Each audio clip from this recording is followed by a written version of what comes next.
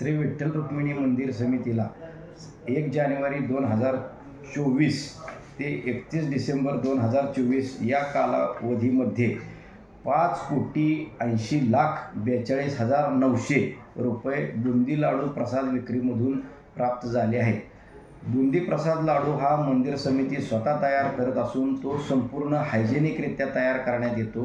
तसेच सदरचा लाडू तयार झाल्यानंतर प्रत्येक लाडू उत्पादनामधून काही लाडू प्रयोगशाळेसाठी पाठवले जातात. त्याची गुणवत्ता योग्य व खाण्यासाठी योग्य असल्याची खातरजमा झाल्यानंतरच सदर लाडू प्रसाद विक्री केंद्रामध्ये उपलब्ध करून दिला जातो. सदर लाडूचा प्रसाद भाविकांनी जरूर घ्यावा. तो खाण्यासाठी योग्य व दर्जाप्राप्त असल्याची खात्री झाल्यानंतरच आम्ही विक्री करत असो असे आव्हान मी मंदिर समितीतर्फे भाविकांना करत आहे. रामकृष्ण हरी.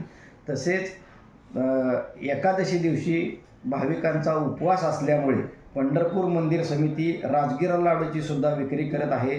त्यामधून सुद्धा मंदिर समितीला 1,50,08,000 रुपये यावर्षी प्राप्त झाले असून राजगिरा लाडूची सुद्धा खरेदी ही गुणवत्तापूर्ण प्रयोगशाळेमधून प्राप्त झालेल्या प्रमाणपत्रासह खरेदी करून घेऊन तो नाममात्र किमतीवर विक्री केला जात आहे.